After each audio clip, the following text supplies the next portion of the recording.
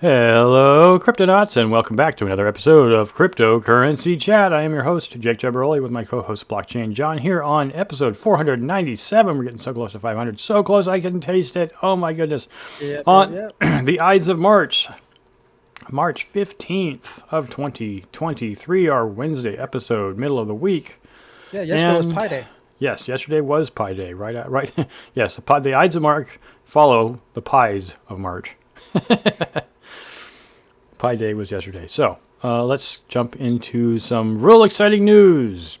Sorry. Yep. Ethereum was one step away from staked ETH withdrawals.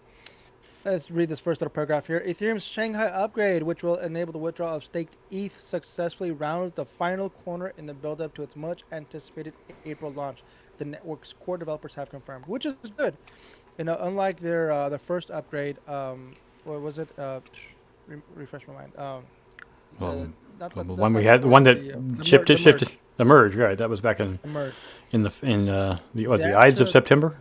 It took a few years, right? Well, how many years? Like four 2 years, years. 2.5 years. The reason I know this is because when I got into Ethereum, finally, it was the guy who sold me all his equipment for mining Ethereum. He's like, "Oh, I got to get out of this before they switched to proof of stake." I was like, "What? What's that?" I didn't even know what it was at the time. So, Mm. and look at that, two and So, a half years later, finally.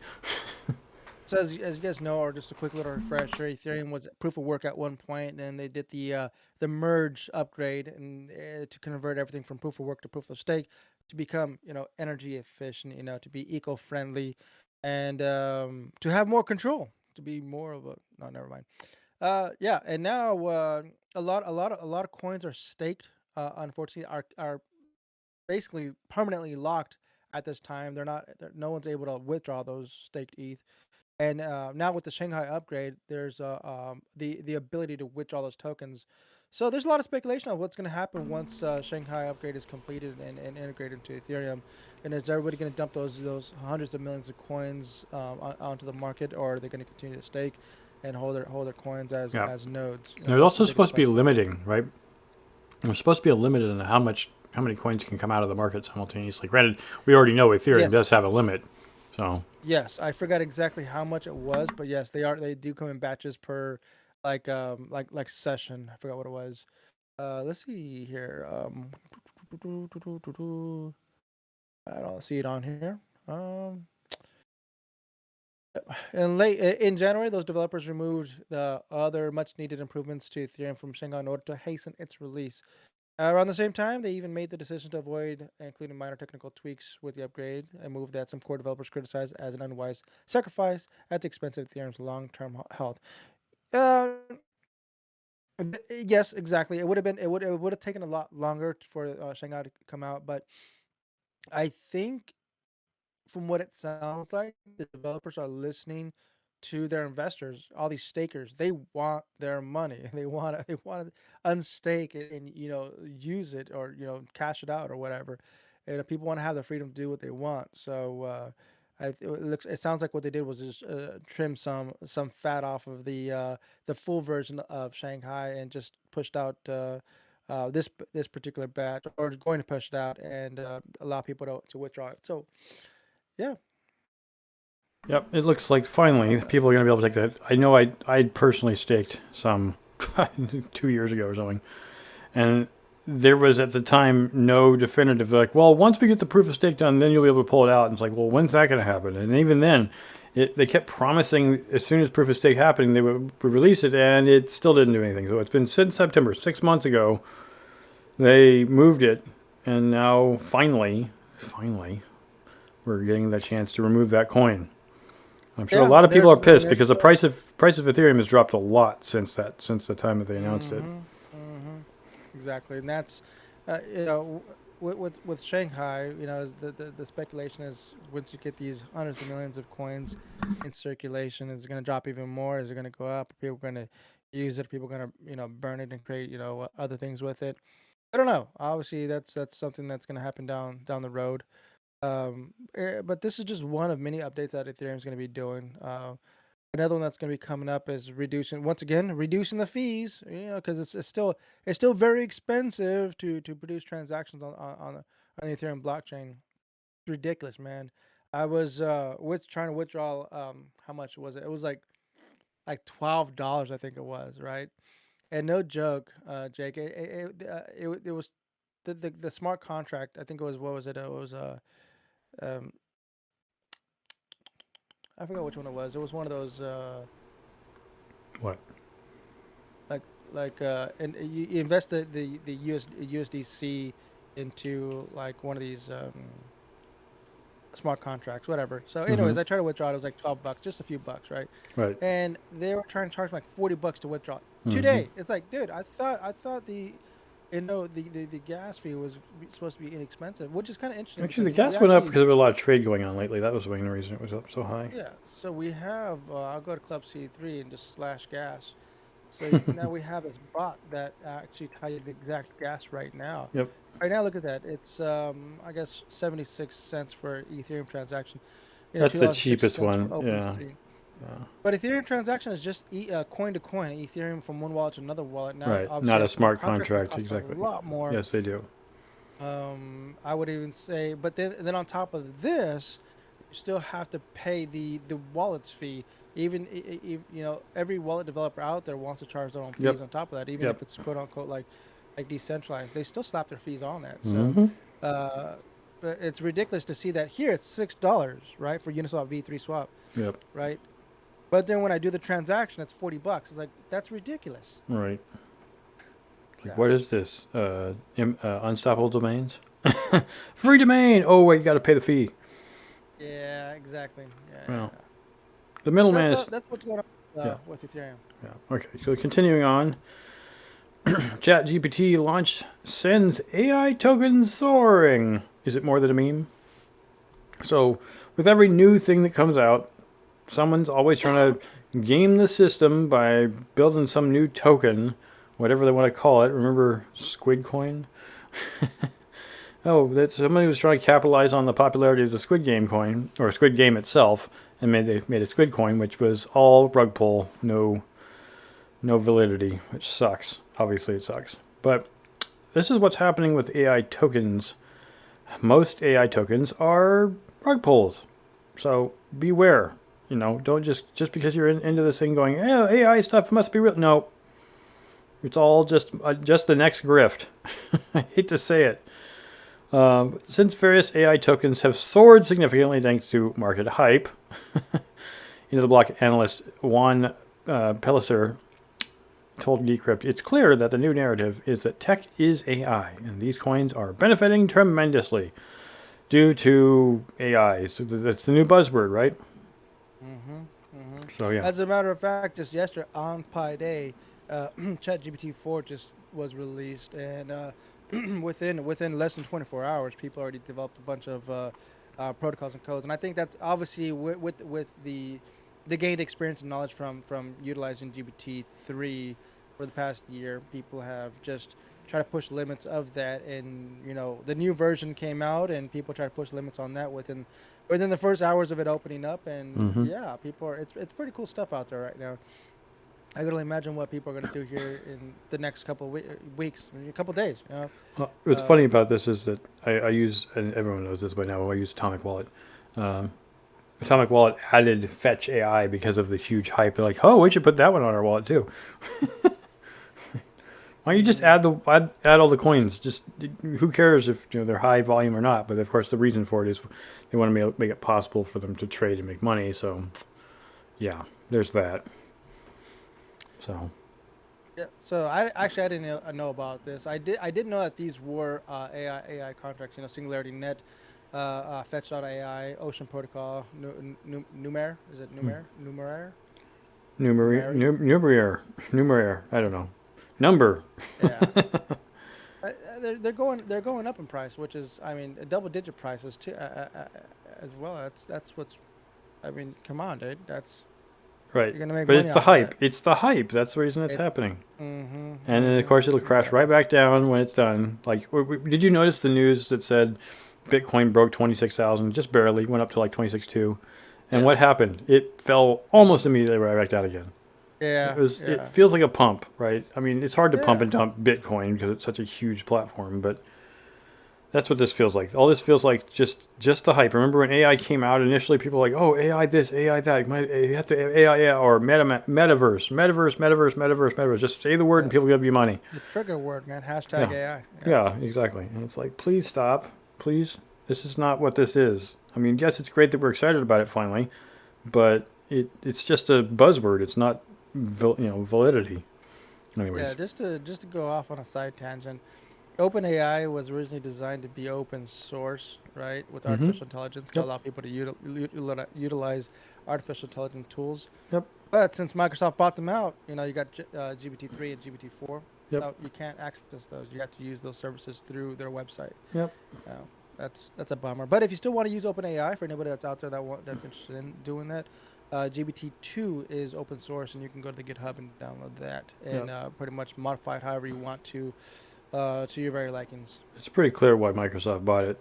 Their last AI failed miserably, so they're just trying to make up for it. Anyways, moving on to this very interesting article. Plaintiff wins court case. You want to check this out, John? This is awesome. We did talk about this a few months ago. Plaintiff wins case against hackers after serving court papers via NFTs. A federal judge in Florida has ruled in favor of a plaintiff who sued anonymous hackers and issued formal notice of legal actions via NFTs, according to recent court filings. The ruling, a default judgment from Judge Beth Bloom of the United States District Court, Southern District of Florida, declares that the unidentified hackers are on the hook for basically $1 million worth Mm-hmm. of USDT stolen from the plaintiff Coinbase's wallet in December A little bit 2021. over a year ago. So yeah, Yeah. they basically, they tricked him into putting his wallet on their platform, their mining platform, and then they just drained it of all the funds he had in there. Now, it's funny because It's we were just nothing but talking about how there's $1 billion sitting in Binance, right? That's supposedly mhm, backing up BUSD, mhm. and people are just like, "Why do you do this? This isn't really real." I, I'm not. To some people, maybe 1 million is a lot. Obviously, this guy kept all his USDT in one single wallet, and I realize there's a convenience to that, right? If you're using USDT, there's a cost to transferring it. So why keep it in multiple wallets? But the the main reason is so this kind of doesn't happen. It's like I'm not saying that he should have had his money stolen. I'm not saying that at all. I'm just saying if you want to prevent this, break it up. Don't keep all your USDT eggs in one basket, dude. Now, I am grateful that they offered a default judgment. Now, the reason he did it as an NFT is because he doesn't know who stole the money. He just knows someone stole the money. And it is being kept on Binance. Is it Binance? I don't remember where it said it exactly. Binance's exchange, I think. And it's still just sitting Binance there. Exchange Pool. Yeah, it's Yeah. exchange pool, right? It's still just sitting there. It hasn't moved in quite some time. And I'm sure the hackers are trying to figure out some way of moving it and mixing it so that they can get away with it. But Generator cash. yeah, exactly. If it only still existed. Um, so yeah, it's one of the things that they did say about this particular situation and this guy's loss is it's nice that the blockchain is traceable, right? Until you mix it. But before that, you can pretty much see where the cash goes if people do it all at once. And there seems to be a tendency, as not just for the hackers, but for the guy who had the money stolen. They just keep it in the same place. I'm not saying that all hackers are smart, but yeah, I do feel for this guy having lost all that money. I can't imagine keeping all that. I really cannot imagine keeping that much cash, even if it was fiat, in one place. I just can't. It's such a foolish decision, in my opinion. Well, that's what everybody was being called out on in regards to the Yeah, whole banking SVP, collapse. It's like, exactly. yeah, exactly. SVP or SVB. Yeah. Yep. Keeping way too much money on there. Just you don't do that I mean, with I anything. get I get some of the reasons. Like some of the people who had money in SVP it was payroll money, right?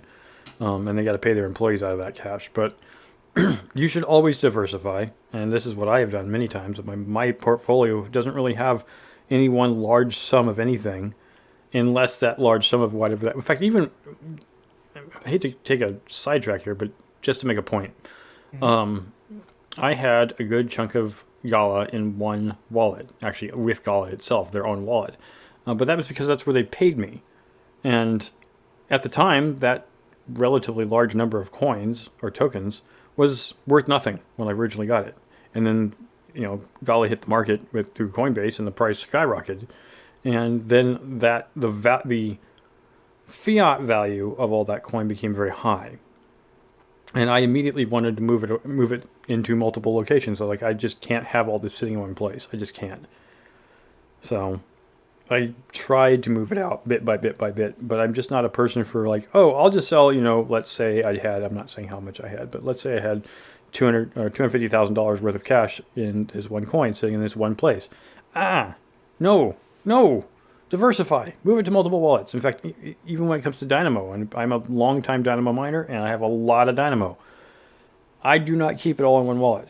And I know that another friend of mine who's been mining Dynamo for a really long time, he's like, how much do you have? I'm like, I have a lot, but you wouldn't be able to tell because it's all in different wallets. Mm-hmm. And that is how smart people keep their money.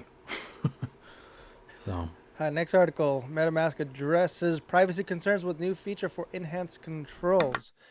Yeah, this is actually a really good article, only because MetaMask wasn't really on my radar until at least like last year when the whole Russia-Ukrainian war broke out. So during that time, I recall that MetaMask. You keep in mind, everybody was stopping their commerce with Russia, right? There was no beverages being sent, no Americanized beverages being sent out there, no banking services were being conducted out there. And in regards to crypto, here we go. We have MetaMask. MetaMask stopped providing services uh, to to Russia. I was like, well, how is that possible? I thought it was crypto. I thought it was decentralized. So in my head, prior to this, I'm like, I thought anybody can just use MetaMask, but no.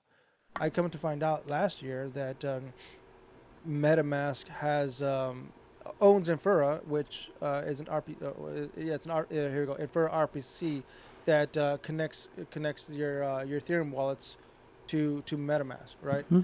But what Infura does, it collects your IP addresses, and what they ended up doing was pretty much banning everyone's IP address over in Russia. Yep. I was like, wait a minute, I didn't even know that was possible. So they do data collect on people. They do have your IP addresses. Even though I don't want that, but it is what it is. This is the services that they're provided. This is Well, what you guys agreed to. you can That's always what put other wallets on MetaMask. It's just a place to host your wallets. You can access your coins. I mean, you could technically do it, digitally, or not digitally, but through code instead of through MetaMask. MetaMask just makes this easier. You can move your MetaMask wallet to a different provider. So. by taking the keys. Yeah, by taking the keys with you, which MetaMask provides. It's Yeah, non-custodial. You do with it as you will. So I mean, just because you can't use MetaMask doesn't mean you can't access your coin. Maybe that's why they did this upgrade. Maybe that's what people are doing. So what they ended up doing was this new upgrade with MetaMask. They're allowing people to pretty much give them advanced configurations to allow them to provide them with more privacy options, allow them to have more flexibility with their own RPC to communicate with their wallets to MetaMask.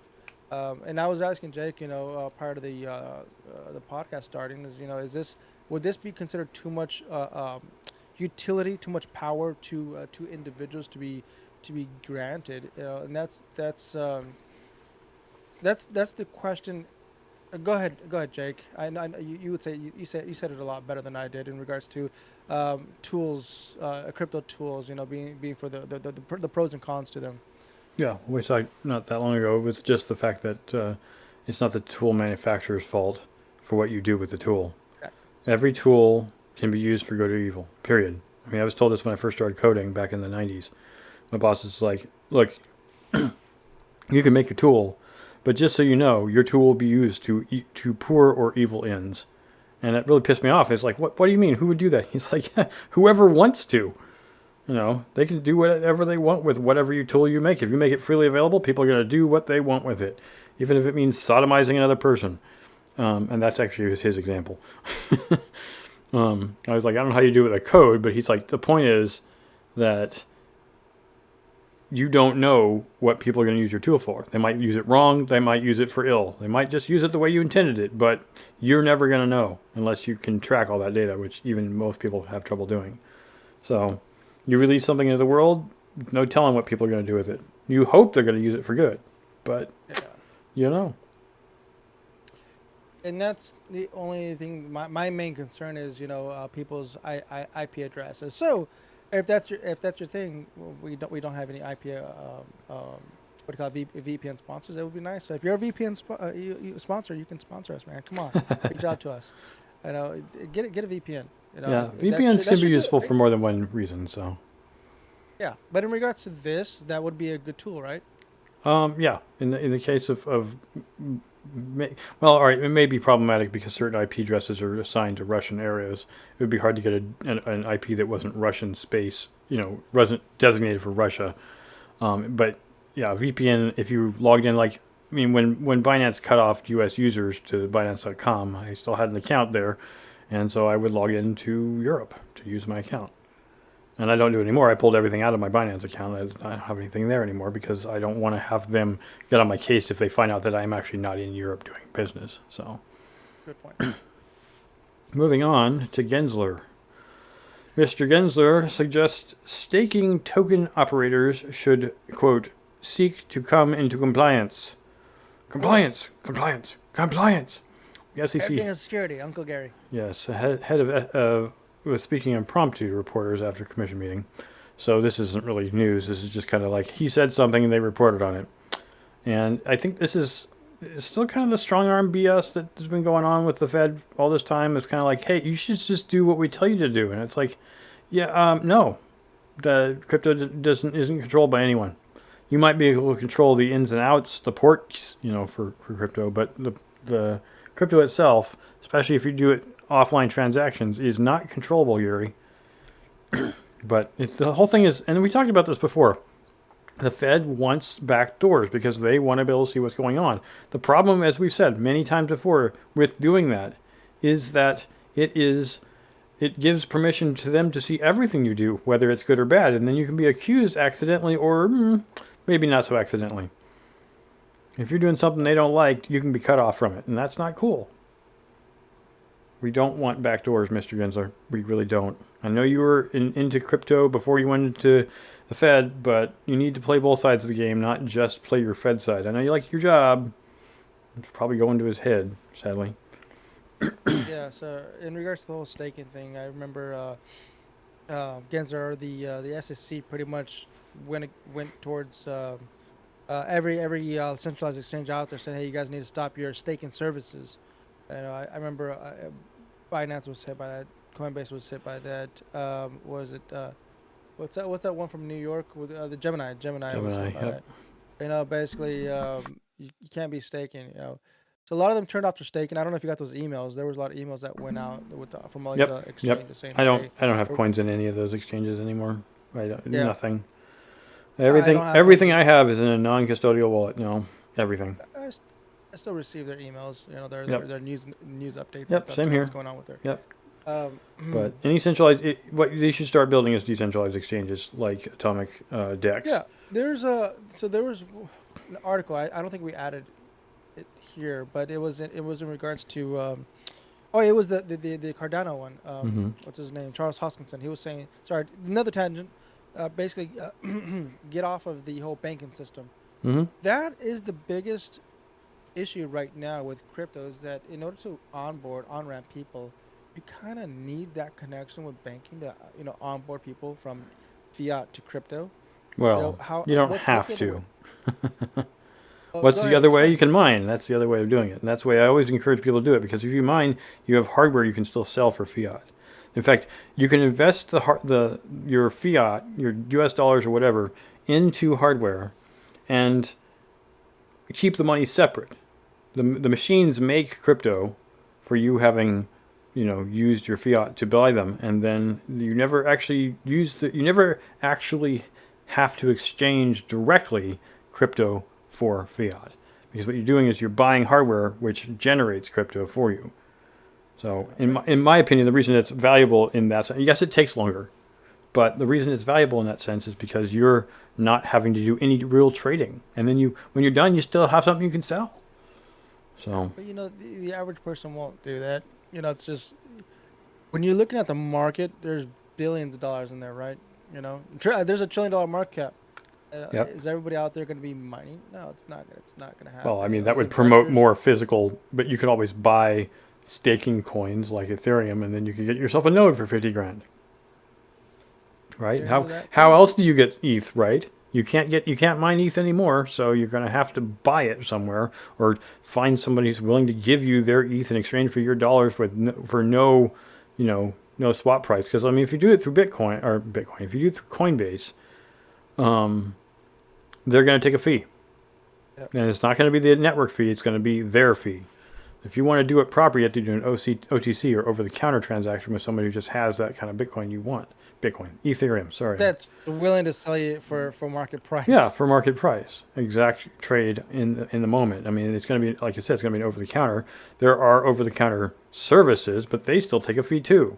So, to me, the problem is you're either you pay a fee to a centralized exchange, or if you can find a person who's willing to directly trade, that's possible. That's just harder. Or you mine. So there's plenty of ways of getting crypto.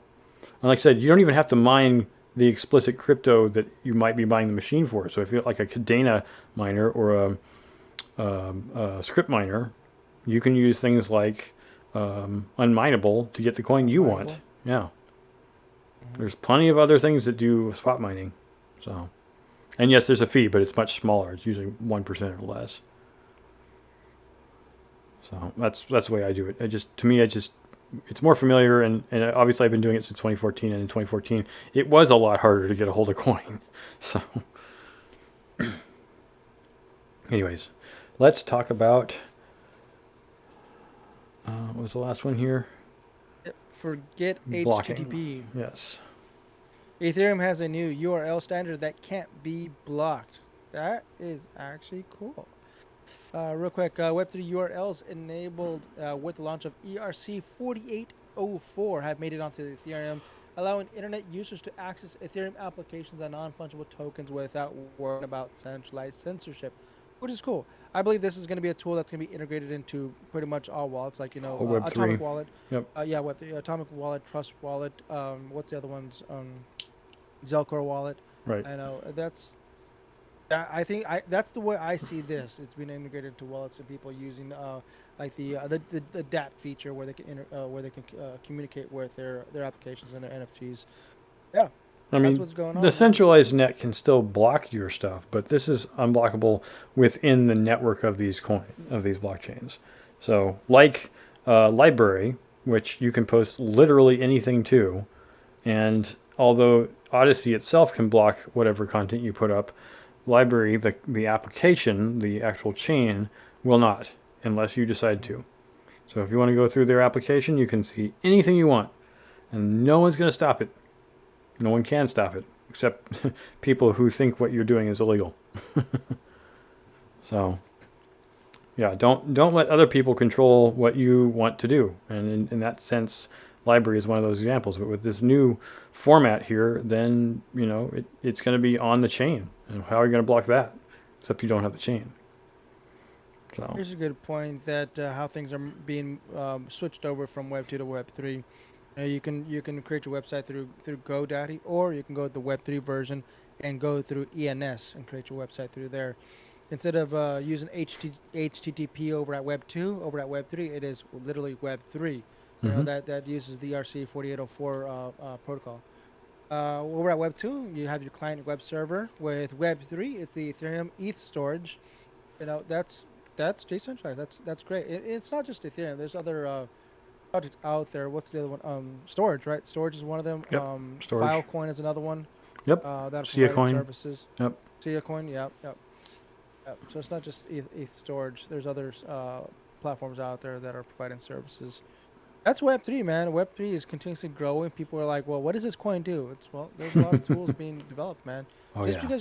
Just because, like, for example, I'm looking at the chart right now. Ethereum's at 1,645 right now.